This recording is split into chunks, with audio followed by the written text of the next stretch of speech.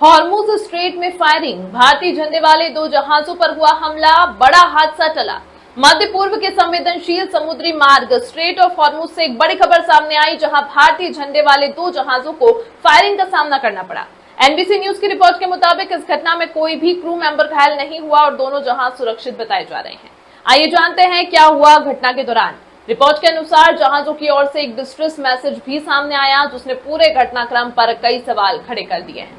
एक भारतीय जहाज पर मौजूद क्रू मेंबर ने कथित तौर पर कहा, आपने हमें आगे बढ़ने की अनुमति दी थी और अब आप हम पर फायरिंग कर रहे हैं, मुझे पीछे मुड़ने दीजिए। यह बयान इस बात की ओर इशारा करता है कि जहाज को पहले अनुमति दी गई थी, लेकिन बाद में अचानक हालात बदल गए।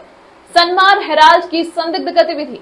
एक वीडियो फुटेज में दिखाया गया है कि सनमार हेराल्ड नाम का जहाज पहले ग्रीन एरिया में सामान्य तरीके से आगे बढ़ रहा था, लेकिन कुछ ही देर बाद जहाज ने अपना ऑटोमेटिक आइडेंटिफिकेशन सिस्टम बंद कर दिया, जो आमतौर पर जहाज की लोकेशन और मूवमेंट ट्रैक करने के लिए इस्तेमाल होता है। AIS बंद होने के बाद स्थिति और संदिग्ध हो गई। जब सिग्नल दोबारा चालू हुआ तो जहाज की दिशा बदल चुकी थी और वह पश्चिम की ओर बढ़ता दिखाई दिया। अब जानते हैं कि आखिर क्यों है अहम यह घटना। पर्शियन गल्फ और हॉर्मुज स्ट्रेट दुनिया के सबसे व्यस्त और संवेदनशील समुद्री मार्गों में गिने जाते हैं। यहाँ से वैश्विक तेल आपूर्ति का बड़ा हिस्सा गुजरता है, इसलिए किसी भी तरह की फायरिंग या तनाव अंतर्राष्ट्रीय स्तर पर चिंता बढ़ा देता है। इस घटना के बाद क्षेत्र में सुरक्षा को लेकर सवाल उठने लगे हैं। विशेषज्ञों का मानना है कि अगर ऐसी घटनाएं बढ़ती हैं तो वैश्विक व्यापार और तेल आपूर्ति पर असर पड़ सकता है। फिलहाल राहत की बात यह है कि कोई बड़ा नुकसान नहीं हुआ, लेकिन यह घटना एक बड़े खतरे की चेतावनी जरूर दे रही है।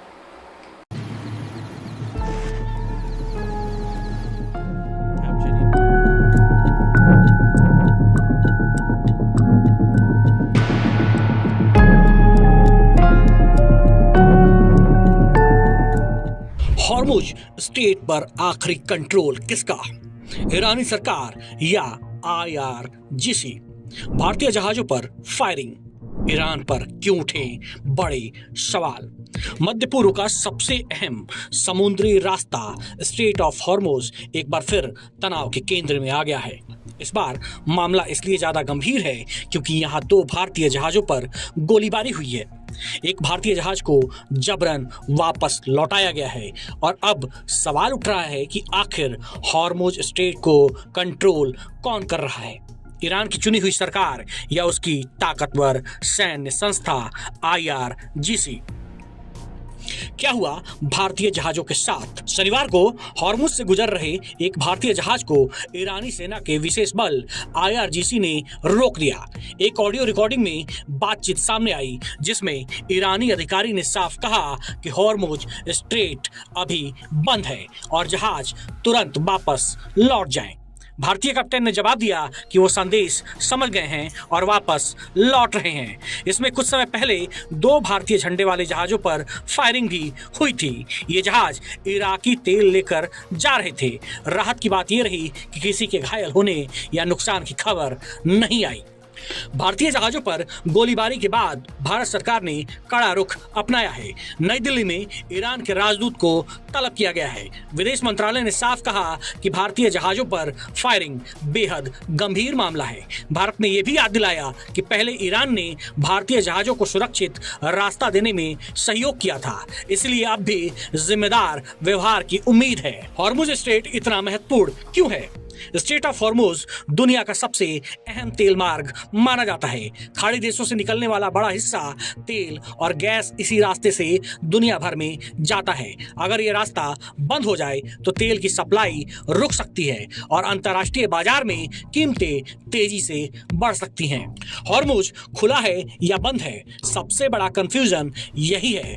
पूरे विवाद की जड़ यही है कि हॉर्मुज स्ट्रेट की स्थिति साफ नहीं है। ईरान के विदेश मंत्री अब्बास अरागची ने कहा कि स्ट्रेट खोल दिया गया है और जहाज गुजर सकते हैं, लेकिन जमीन पर स्थिति अलग दिखाई दे रही है। जहाजों को रोका गया, फायरिंग हुई और कुछ जहाजों को लौटना पड़ा। इससे यह संकेत मिला कि सरकार कुछ कह रही है, लेकिन फैसले कोई और ले रहा है।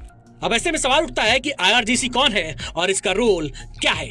आईआरजीसी बेहद ताकतवर सैन्य संस्था है। ये सिर्फ सेना नहीं बल्कि ईरान की सुरक्षा, विदेश नीति और क्षेत्रीय रणनीति में भी बड़ा प्रभाव रखती है।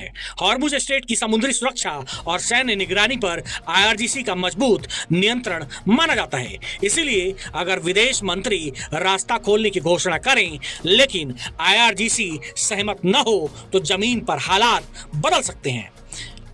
अब ऐसे में सवाल उठता है कि क्या ईरानी सरकार और आईआरजीसी में मतभेद है?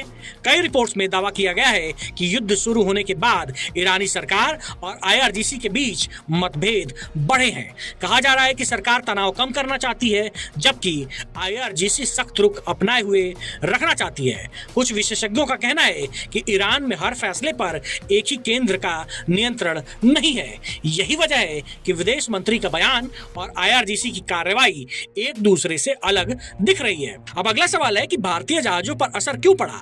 जब किसी समुद्री रास्ते पर साफ आदेश न हो तो सबसे ज्यादा खतरा व्यापारिक जहाजों को होता है। यही इस बार भारतीय जहाजों के साथ हुआ है। जहाजों को लगा रास्ता खुला है लेकिन समुद्र में तैनात बलों ने उन्हें रोक दिया। इसी भ्रम के कारण गोलीबारी जैसी घटना हुई है। ऐसे में जानना जरूरी हो जाता है कि दुनिया के लिए इसका क्या मायने और मतलब है। अगर हॉर्मुज स्ट्रेट पर अनिश्चितता बनी रहती है तो तेल की कीमतें बढ़ सकती हैं। जहाज रानी कंपनियां जोखिम बढ़ने से रास्ता बदल सकती हैं। बीमा लागत महंगी हो सकती है। भारत जैसे तेल आयातक देशों पर असर पड़ सकता है। इस पूरे घटनाक्रम ने दुनिया के सामने एक बड़ा सवाल खड़ा कर दिया है।